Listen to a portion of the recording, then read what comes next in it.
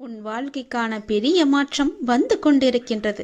நான் சொல்வது போலவே நீ நடந்து கொண்டால் நிச்சயம் உன் வாழ்க்கை மாறும். உண்மையாகவே உனக்கு ஒரு நிலை மாற்றம் தேவை என்றால் பிறரது பிழைகளை நீ உதாசீனம் செய்துவிடு. வாழ்க்கையில் நிம்மதிக்கு வழி குறைவு, ஆனால் குழப்பத்திற்கு நிறைய வழிகள் உண்டு. குழப்பம் தரக்கூடியதை செய்யாமல் இருந்தாலே வாழ்வில் நிம்மதியாக இருக்கலாம்.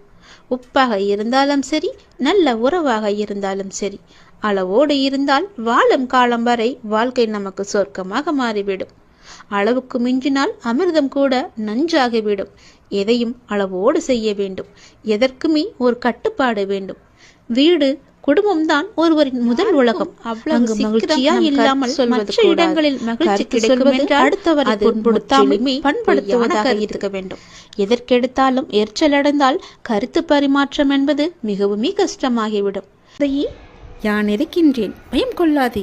நீ பார்த்து கொண்டே என்னை உன்னை கோபுரத்தின் உச்சியில் வைத்து அமர வைக்கப் போகின்றேன். அழகு பார்க்கப் போகின்றேன். நம்பிக்கையோடு முருகா என்று கூப்பிடு. முயன்று கூட தோற்றவர்கள் உண்டு. ஆனால் இந்த முருகனை வணங்கி தோற்றவர்கள் இந்த உலக அகராதியிலேயே கிடையாது. நம்பினால் ஒரு முறை முருகா என்று கூடு. காலம் மாறும் என கற்பனையில் காத்திருக்காதே. நீ முயற்சி செய்யாமல் இங்கு எதுவும் மாறாது. ஆனால் நீ என்னை பார்த்த நொடி மறுகணமே உனக்கு நல்லது நடக்கும். பேரதிசயம் நிகழும். திருச்செந்தூர் முருகன் உன்னை தேடி நானாக வந்துவிட்டேன். பல முறை வந்தேன், நீ என்னை அலட்சியம் செய்தாய். இன்று 11வது முறை. அதிர்ஷ்ட வாக்கு, நீ கேட்டது கிடைக்கும். நம்பிக்கையோடு கூறு. திருச்செந்தூர் முருகன் உனக்காக வந்திருக்கும் போது நீ எதற்கும் இனி பயப்பட வேண்டிய அவசியம் இருக்காதே. நம்பினால் முழுவதும் கேள். என் அன்பான குழந்தைக்காக ஒரு நல்ல செய்தியை நான் கொண்டு வந்திருக்கின்றேன். நீ கேட்ட நல்ல செய்தி தூரத்திலிருந்து ஒரு தொலைபேசியின் மூலம் உனக்கு நான் அனுப்பி வைத்திருக்கின்றேன். நீ என்னை நோக்கி வர வேண்டும் என்றால் நீ நான் சொல்வதை போல செய்துவிடு. உனக்கு எல்லாமே நல்லதாகவே நடக்கும். உன்னுடைய தொழில், நீ இப்போது பார்த்து கொண்டிருக்கும் வேலை உனக்கு சிறப்பானதாக மாறி பல மடங்கு உத்தியோகத்தில் பதவி உயர்வு பெற்று கூடுதல் வருமானமும் கிடைக்கும்படி செய்கிறேன்.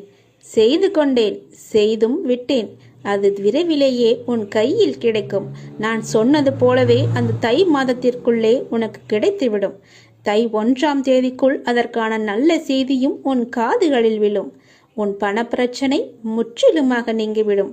எனக்கு பண கஷ்டம் இருக்கிறது என்ற வார்த்தையை நீ உன் வாயில் இருந்து வராது.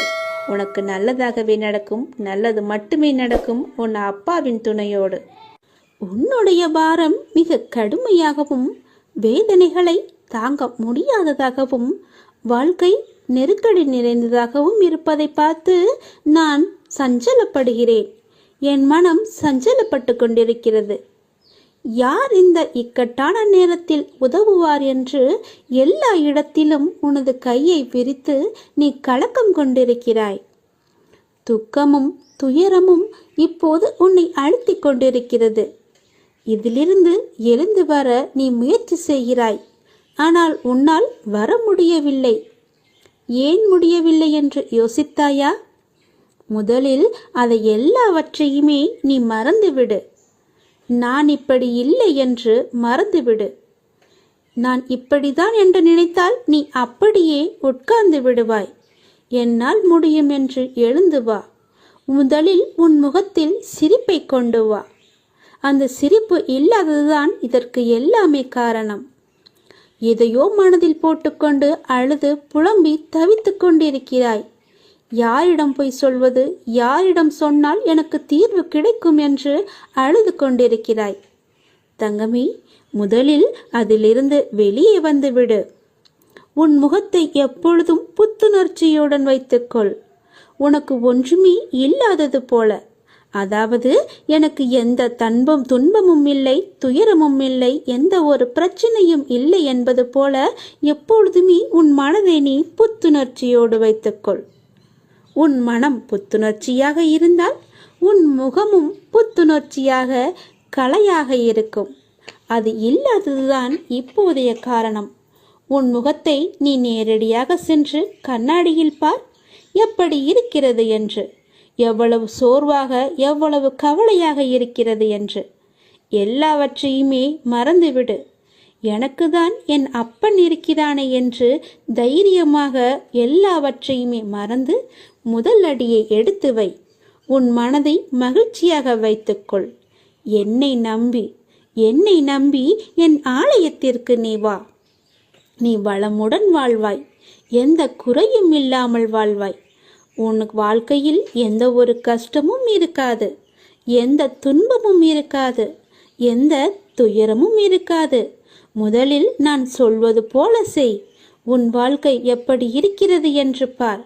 உன்னை தேடி அவர்கள் விலகி சென்றவர்களெல்லாம் தானாக வருவார்கள். உன் மனதையும் உன்னையும் நீ புத்துணர்ச்சியோடு வைத்துக்கொண்டு உன் முகத்தில் புன்னகையை வைத்து பாரேன், எப்படி தேன் போல ஓடி வருகிறார்கள் என்று. வாழ்க்கைக்கான அர்த்தத்தை தான் எல்லோருமே தேடிக்கொண்டிருக்கிறார்கள். ஆனால் எப்படி வாழ்வதற்கான அர்த்தங்களை யாருமே தேடுவதில்லை. அது தேடியிருந்தால் வாழ்க்கையை நிம்மதியாக வாழ்ந்திருக்கலாம். ஏன் அவ்வாறு செய்ய மறுக்கிறார்கள் என்று தெரியவில்லை. எத்தனையோ முறை சொல்லியாய்விட்டது. வாழ்க்கையில் எதுவுமே காரணங்கள் இல்லாமல் நடக்காது. எல்லாவற்றிற்குமே பின்னால் நிச்சயமாக ஒரு காரணம் இருக்கும். இப்போது இந்த பதிவை நீ கேட்பதற்கு கூட ஒரு காரணம் நிச்சயமாக இருக்கும். அது அந்த இறைவனுக்கு மட்டும்தான் தெரியும் என்று நீ நினைக்க வேண்டும், நம்ப வேண்டும். உன்னுடைய வாழ்க்கையின் பாதையின் அழகை சொல்ல உனக்கு வார்த்தைகளே இருக்காது. உன்னுடைய வார்த்தைகளை நீயே தேடிக்கொண்டிருப்பாய். அவ்வளவு அழகானதாக உன் வாழ்க்கை மாறப்போகிறது. வாழ்வில் நம்பிக்கை, நிதானம், பொறுமை, சகிப்புத்தன்மை, அறநெறியில் வாழுதல், பிறரிடம் புறம் பேசாமல் இருத்தல், இது நீ கடைப்பிடித்தாலே உன்னுடைய பாதை சுகமான பயணமாக உன் வாழ்க்கை அமையும். உன் பாதையும் நன்றாகவே இருக்கும். எந்த ஒரு கரடும் முரடும் இல்லாமல் நன்றாகவே இருக்கும். நீ உன் அப்பாவை அழைக்கும் தருவாயில் உன் சத்தம் என்னுடைய மனதிற்குள் இருந்து உனக்கு ஆரம்பிக்கும். கேட்கும் முன்னரே உன் முன் நான் இருப்பேன். ஏனென்றால் என் இதயத்தில் தான் உன்னை சுமந்து கொண்டிருக்கிறேன். இது அப்பாவின் வாக்கு. நீ உன் வாழ்க்கையில் முன்னோக்கி மகிழ்ச்சியாக செல்லும் காலம் வந்து விட்டது. நம்பிக்கையோடு நான் கூறும் வார்த்தைகளை எல்லாமே பின்பற்று. நீ எதையெல்லாம் இழந்தாயோ அதைவிட அதிகமாகவே உன்னை வந்து சேரும். நான் நிச்சயமாகவே நான் சேரும்படி செய்வேன். இது மிகவும் அவசரமான செய்தி, நீ சந்தோஷமான செய்தி. இதை நீ புறக்கணித்து விடாதே. இதற்கும் ஒரு காரணம் இருக்கிறது. சந்தோஷ செய்தி என்கிறீர்களே, அப்படி என்ன சந்தோஷமான செய்தி என்றுதானே நீ கேட்கிறாய்? நீ கேட்டதை, நீ நினைத்ததை நான் தரப்போகிறேன். விரைவாகவே அது உன்னிடம் கிடைக்கும்படி நான் செய்ய போகிறேன். நீ கேட்டது எல்லாமே உனக்கு கிடைக்கும். என்னிடம் வெகு நாட்களாக கேட்டுக்கொண்டிருந்தாய். புத்தாண்டு அன்று என் ஆலயத்திற்கு வந்து என்னிடம் ஒன்று கேட்டாய். அது உனக்கு ஞாபகம் இருக்கிறதா என்று பார். அதைதான் நான் உனக்கு இப்போது தரப்போகிறேன். அதற்கான காலம் கனிந்து விட்டது. காய் கனியாகி பழம் பழுக்கும் நேரம் வந்து விட்டது. அதனால் இப்போது நான் உனக்கு இந்த நல்ல செய்தியை சொல்வதற்காகத்தான் நான் வந்திருக்கிறேன். விரைவாகவே நான் அதை கொடுத்து விடுவேன். வெகு நாட்களெல்லாம் காத்திருக்க வேண்டாம். இன்னும் 2-3 நாட்களிலே அது உனக்கு கிடைக்கும். நல்ல செய்தியை கேட்பாய். நீ வாழ்வோம் வளமுடன். நல்ல வழி பிறக்கும் உங்களுக்கு. சீக்கிரமாகவே உனக்கு நல்ல வழி பிறக்கும்.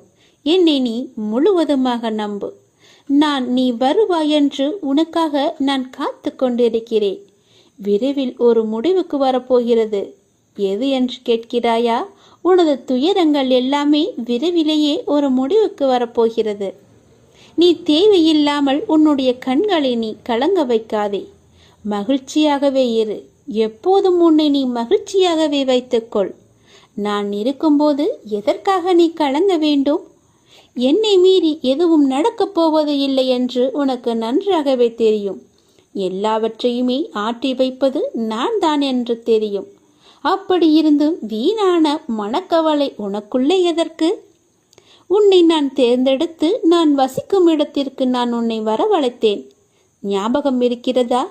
எப்படிப்பட்ட சூழ்நிலையில் என்னை வந்து சந்தித்தாய் என்று உனக்கு ஞாபகம் இருக்கிறதா? அதனால் நீ கலங்காதே. என்னுடைய வாக்கு என்றுமே பொய்யாகாது என்பதை நீ நம்ப வேண்டும்.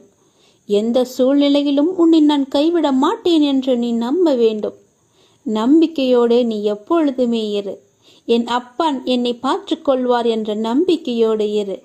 என்னை மீறி எதுவுமே நடக்காத உனக்கு என்ன வேண்டும் என்று என்னிடம் கேள். உனக்கு வேண்டியது எல்லாவற்றையுமே நானே தருகிறேன். அப்படி இல்லை என்றால் நீயே வேண்டியதை எடுத்துக்கொள். எனது கஜானா வாயிற்கதவு உனக்காகத்தான் திறந்து வைத்திருக்கிறேன். அதில் உனக்கானது நிறையவே இருக்கிறது. அதில் உனக்கு என்ன வேண்டும் என்று நீயே தேடி எடுத்துக்கொள். எது உன்னிடத்தில் சேர வேண்டுமோ அது உன்னிடத்தில் தானாகவே வந்து சேர்ந்துவிடும். அதனால் இது வருமா, கிடைக்குமா, எப்பொழுது கிடைக்கும் என்று நீ ஏங்கி உன்னை நீயே வருத்தி கொள்ளாதே. நிச்சயமாகவே அது உன் கைக்கு கிடைக்கும். நீ அறிந்ததை கொண்டு நீ கடவுளை வழிபடு. உனது உள்ளத்தில் இருந்து நீ வழிபடு. வழிபாட்டிற்கு எந்த ஒரு விதிமுறையுமே இல்லை. உன் தாயை எவ்வாறு உனது சேவைக்கு அழைப்பாயோ அதே அன்பும் இயல்புமே போதுமானது கடவுளை வழிபடுவதற்கு. கடவுளுக்கு என்று தனி ஒரு ரகத்தை நீ தேடாதே. இயல்பாகவே அப்பா என்று என்னை கூப்பிடு. உன் அப்பாவிடத்தில் நீ எவ்வளவு உரிமையாக இருப்பையோ அது போலவே நீ என்னிடத்திலும் உரிமையாக இருக்கலாம். ஏனென்றால் நீ என் பெற்றெடுத்த பிள்ளை. நீ என் பிள்ளை நன்றாக இருக்க வேண்டும், என் பிள்ளை என்னிடத்தில் சகஜமாக பழக வேண்டும் என்றுதான் நான் ஆசைப்படுகிறேன். என்னுடைய ஆசையை நீ நிராசையாக்கி விடாதே. என்னிடத்தில் எல்லா உரிமைகளுமே உனக்கு உண்டு. நீ என் பிள்ளை, நான் உன் அப்பா. என் அன்பு குழந்தையே, எல்லோருடைய வாழ்விலும் மாற்றங்கள் வருகின்றன. சிலருக்கு கொஞ்சம் தாமதமாய் இருக்கலாம்.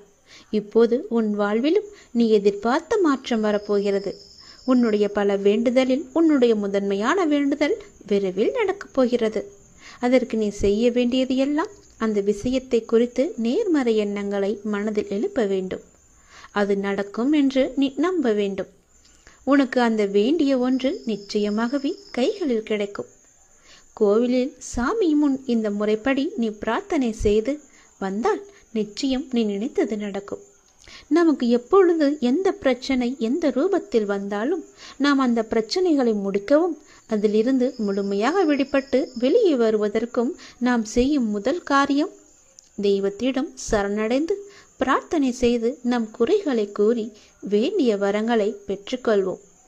அது மட்டுமில்லாமல் நமது வாழ்க்கையில் செய்யும் சில சிறிய தவறுகளுக்கும் தெய்வத்திடம் சென்று அதற்கான பரிகாரங்களையும் செய்து புண்ணியத்தை தேடிக்கொள்வோம். ஆனால் கோவிலில் சாமியிடம் வேண்டுவதாக இருந்தாலும் பரிகாரம் செய்வதாக இருந்தாலும் அதற்கு ஒரு முறை இருக்கிறது. அந்த முறைப்படிதான் நாம் இறைவனிடம் வேண்ட வேண்டும். அப்படி வேண்டினால் கண்டிப்பாகவே அது நிறைவேற்றப்படும். அந்த முறைப்படி பரிகாரம் செய்தாலும் தெய்வம் அதை முழுமையாக ஏற்றுக்கொள்ளும். நாம் நம்பிக்கையுடன் செய்ய வேண்டும். அதனால் இன்று கோவிலில் தெய்வத்தின் முன் எப்படி பிரார்த்தனை செய்வது, எப்படி வேண்டுவது பற்றி தான் நாம் இப்போது சொல்ல போகிறோம். கோவிலுக்கு சென்றால் தெய்வத்தின் முன் மண்டியிட்டு வேண்டு என்று நிறைய பேர் சொல்லி நாம் கேள்விப்பட்டிருப்போம். ஆனால் நம்மில் எத்தனை பேர் இந்த முறையில் தெய்வம் முன் மண்டியிட்டு வேண்டியுள்ளனர் என்பது நமக்கு தெரியாது. ஆனால் அடுத்த முறை நீங்கள் கோலதெய்வ கோயிலுக்கு சென்றாலும் அல்லது வேறு ஏதாவது உங்களுக்கு பிடித்த தெய்வத்துடைய கோவிலுக்கு சென்று வேண்டினாலும் தெய்வத்தின் முன் முட்டி போட்டு உங்கள் பிரார்த்தனையை வையுங்கள். நீங்கள் தெய்வத்தின் சன்னிதானத்திற்கு முன்பு மண்டி போட்டு உங்கள் இரு கைகளையும் ஏந்தி உங்களுடைய பிரச்சனையை குறைகளை கடவுளிடம் சொல்லி வேண்டிய வரங்களை நீங்கள் பெற்றுக்கொள்ளுங்கள். இப்படி நீங்கள் முட்டி போட்டு வேண்டினால் தெய்வம் நாம் கேட்டதை உடனே கொடுக்கும் என சொல்லப்படுகிறது. இப்படி நீங்கள் எந்த தெய்வத்தின் கோவிலுக்கு சென்றாலும் முழங்கால் போட்டு மண்டியிட்டு உங்களின் இரு கைகளையும் ஏந்தி வேண்ட வேண்டும். உங்களுடைய வேண்டுதலை சீக்கிரமாகவே ஏற்றுக்கொள்வார். அதே நேரம் அந்த வேண்டுதல் சீக்கிரம் தெய்வத்தால் நிறைவேற்றியும் தரப்படும் என்பது காலம் காலமாக மக்களிடம் உள்ள நம்பிக்கை.